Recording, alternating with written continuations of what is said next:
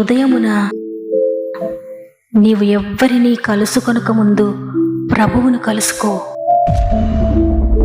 నీవు ఎవ్వరినీ చూడకముందు ప్రభువును చూడు.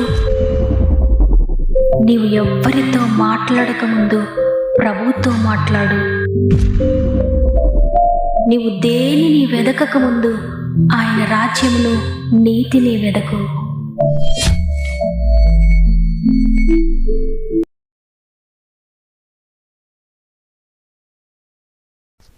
Praise the lord.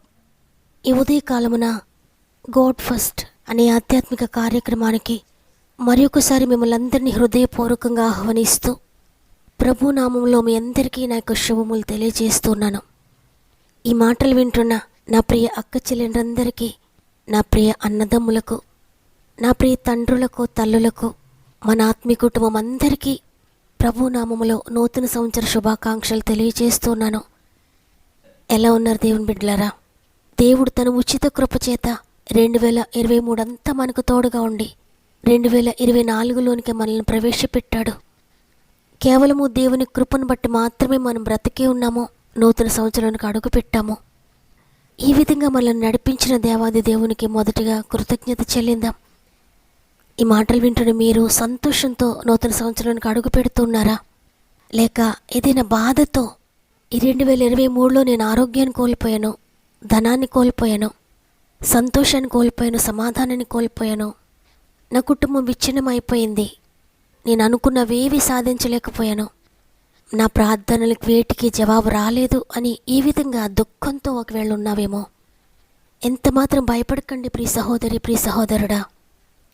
దేవుని కొరకు నమ్మకంగా జీవించండి, ఆయన మార్గంలో నమ్మకంగా నడవండి. 2024లో దేవుడు మీ జీవితంలో అద్భుతాలు చేయబోతున్నారు. 2023లో ఏవైతే మీరు కోల్పోయారో, వీటినైతే మీరు చేయలేకపోయారో, వాటన్నిటినీ దేవుడు ఈ సంవత్సరంలో జరిగించబోతున్నాడు. విశ్వసించండి, పొందుకోండి. మీకేమైనా ప్రేయర్ రిక్వెస్ట్ ఉంటే కామెంట్స్ ద్వారా తప్పక నాకు తెలియచేయండి. మీ అందరి కొరకు మేము ప్రార్థిస్తున్నాం.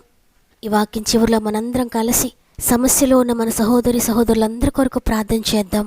అద్భుత కార్యములు పొందుకుందాం. సమస్త మహిమ ఘనత దేవునికే చెల్లునుగాక. ఈ నూతన సంవత్సరంలో దేవుడు నీకు అనుగ్రహిస్తున్న శ్రేష్టమైన వాగ్దానం యెషయా గ్రంథము 43వ అధ్యాయము 19వ వచనము. ఇదిగో నేనొక నూతన క్రియ చేయుచున్నాను. ఆమేన్. ఈ మాటలు వింటున్న ప్రియ సహోదరి, ప్రియ సహోదరుడా, ఈ సంవత్సరము మొదటి దినమున ప్రభు మీతో వాగ్దానం చేస్తున్నారు, నీ జీవితంలో నేనొక నూతన క్రియ చేస్తున్నాను అని. ఒకవేళ నేను ఇంతవరకు నా జీవితంలో ఏ నూతనత్వము పొందుకోలేదు, 2023వ సంవత్సరంలో దేవుని కొరకు జీవించలేకపోయాను, నేను ఎన్నో శ్రమలు పడ్డాను, ఎన్నో కోల్పోయాను, సంతోషం అనేది నా జీవితంలో లేదు, అనేక నష్టాలు చూచాను, అనేకమైన నిందలు అనుభవించాను, ఎంతో కన్నీరు కార్చాను.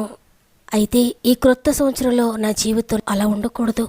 క్రొత్త జీవితం నేను ప్రారంభించాలి, నూతన కార్యములు నేను చూడాలి, నా కుటుంబంలో రక్షణ కార్యములు నేను చూడాలి. ఎన్ని కష్టాలు ఎదురైనా, ఎన్ని సమస్యలు ఎదురైనా, ఎన్ని శోధనలు ఎదురైనా, అవమానాలు ఎదురైనా దేవుని కొరకు నేను నమ్మకంగా నిలబడాలి. ఆయన కొరకు నేను ఏదైనా చెయ్యాలి.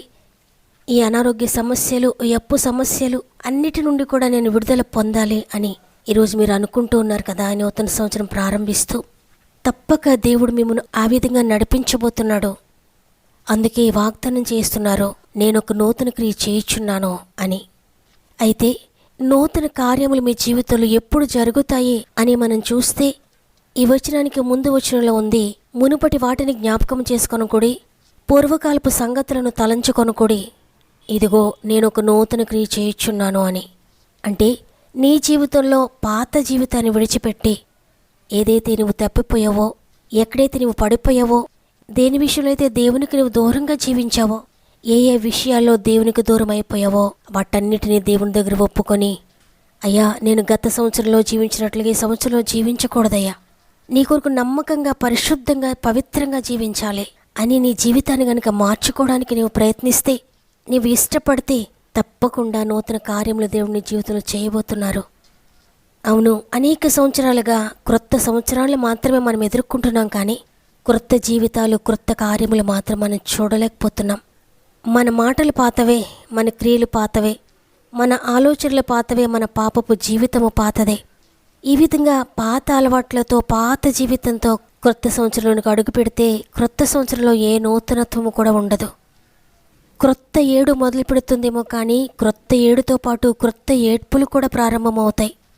అందుకనే పౌలు అంటున్నాడు ఫిలిప్పీలకు రాసిన పత్రిక 3వ అధ్యాయము 13వ వచనంలో, సహోదరులారా, నేను ఇదివరకే పట్టుకొని ఉన్నానని తలంచుకొనను. అయితే ఒకటి చేయుచున్నాను, వెనుక ఉన్నవి మరచి ముందున్న వాటి కొరకే వేగిరపడుచు క్రీస్తు యేసునందు దేవుని ఉన్నతమైన పిలుపునకు కలుగు బహుమానము పొందవలెనని గురియొద్దకే పరిగెత్తుచున్నాను. పౌలు ఇక్కడ ప్రాముఖ్యంగా 2 విషయాలు చెప్తూ ఉన్నాడు.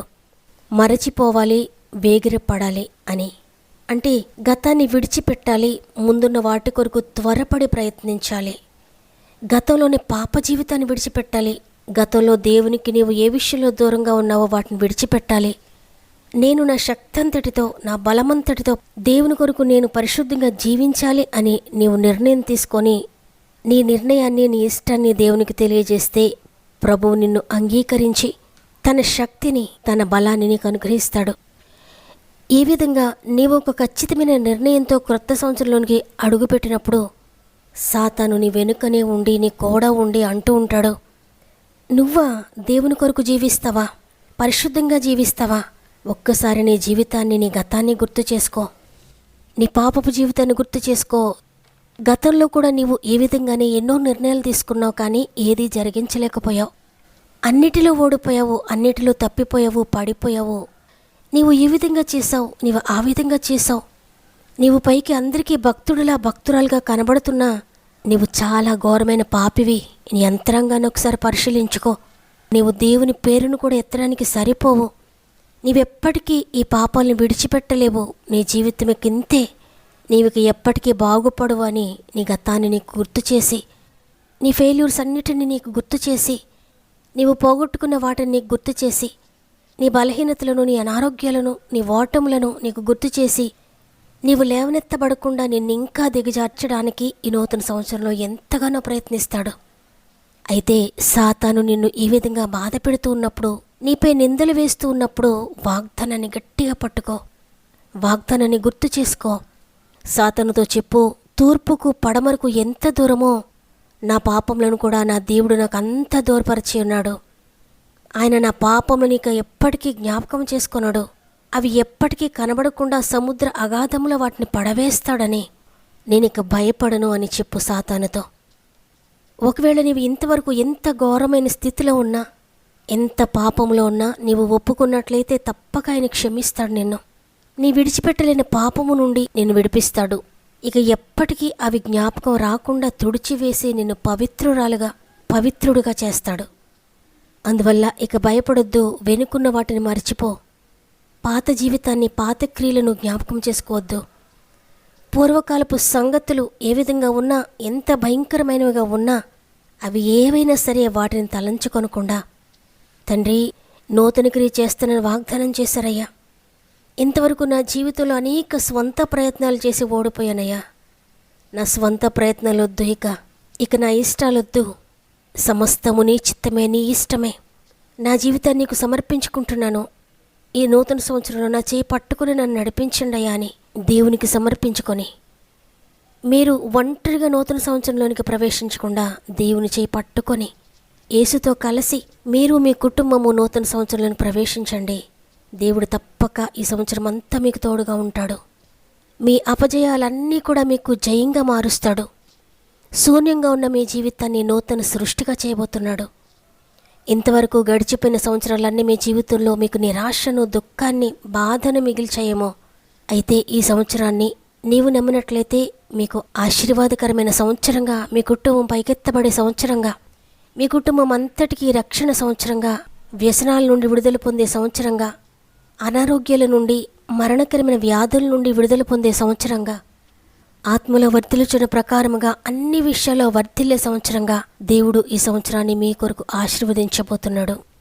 అందువల్ల అందరం కూడా నూతన కార్యములు చేస్తానని వాగ్దానం చేసిన ప్రభువుకు మన జీవితాన్ని సమర్పించుకుంటూ, వెనుకున్న వాటిని మరిచే ముందున్న వాటి కొరకు వేగిరపడి, పౌలు అన్నట్లుగా నా ముందు సిలువ, నా వెనుక లోకాశలు అని లోకాశలు, శరీరాశలు, పాపపు పరిస్థితులన్నీ నా వెనుక ఉన్నాయి. యేసు వైపు చూస్తూ, యేసు గాయములను చూస్తూ, ఆయన నీ కొరకు చేసిన త్యాగాన్ని గుర్తు చేసుకుంటూ, నా ప్రభువు శిలువ బలియాగంలో నా పాపాన్ని భరించారు, నా శాపాన్ని భరించారు, నా వ్యసనాలను భరించారు, నా రోగాన్ని భరించారు. అందువల్ల నేనిక అవేమీ భరించాల్సిన అవసరం లేదు. యేసు చెల్లించిన వెలను బట్టి అన్ని విషయాల్లో నేను విజయం పొందుకుంటున్నాను అని విశ్వసించండి. విశ్వాసంతో పలకండి. దేవుని కార్యములు పొందుకుంటారు. ఈ వాగ్దానం మీ పట్ల, మీ కుటుంబం పట్ల, మీ ఉద్యోగం పట్ల, మీ వ్యాపారం పట్ల, మీ వివాహ విషయంలో, మీ ప్రతి ప్రయత్నములో దేవుడు నెరవేర్చునుగాక. ఈ వాగ్దానం నమ్మిన వారందరూ కూడా 2 చేతులు దేవుని వైపెత్తి, ఈ సంవత్సరాన్ని నా జీవితంలో ఆశీర్వాదకరంగా మార్చినందుకు నీకు వందనాలయ్యా అని నమ్మి ప్రార్థన చేద్దాం. తండ్రి, నీకు వందనాలు. పాతవన్నీ కొట్టివేస్తాను, నూతన జీవితాన్ని మీకు ఇస్తాను, నూతన కార్యములు చేయబోతున్నానని వాగ్దానం చేశారు. అవునయ్యా, గత సంవత్సరంలో అనేక విషయాలు ఓటమి చూసాం. పాపంలో పడిపోయాం, దుఃఖపడ్డాం, బాధపడ్డాం, విచారించాం. అనేక శ్రమలు, శోధనలు, ఆపదలు ఎదుర్కొన్నాం. అనేక ఫెయిల్యూర్స్ మా జీవితంలో ఉన్నాయి. అయినా నీ కృప చేత మమ్మల్ని క్షమించి మరలా నూతన సంవత్సరాన్ని మాకు ఇచ్చారు.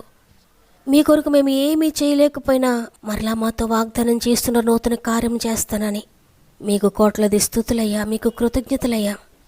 ఈ నూతన సంవత్సరంలో మీ కొరకు జీవించడానికి మాకందరికీ సహాయం చేయండి అయ్యా.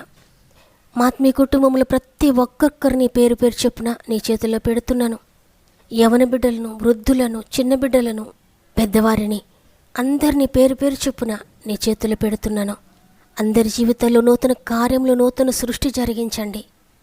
పాత పాపపు జీవితాల నుండి విడిపించండి. పాత అలవాట్లను కొట్టివేయండి. నూతన పరిశుద్ధత, నూతన తలంపులు, నూతన ఆత్మవరాలను దయచేయండి. ఆత్మలో వర్ధిల్చున్న ప్రకారముగా శరీరంగా కూడా అన్ని విషయాల్లో మీరు ఈ సంవత్సరంలో దీవించండి. ఈ సంవత్సరంలో ప్రతి ఒక్కరూ కూడా నీ కొరకు అగ్నిలా జీవించాలి. ఈ సంవత్సరం మొదటి దినము నుండి చివరి దినం వరకు మీరు ప్రతి ఒక్కరికి తోడుగా ఉండి నడిపించండి. ప్రతి అనారోగ్యమును కొట్టివేయండి. ప్రతి అవమానమును కొట్టివేయండి. చింత నుండి, కన్నీరు నుండి విడిపించండి. ఈ నూతన సంవత్సరంలో ఏ ఏ ప్లాన్స్ వారికి ఉన్నాయో, ఏమేమి చేయాలనుకుంటున్నారో ప్రతిదీ కూడా మీరు సఫలపరచండి. ఆర్థిక బంధకాల నుండి విడిపించండి. కోర్టు బంధకాల నుండి విడిపించండి.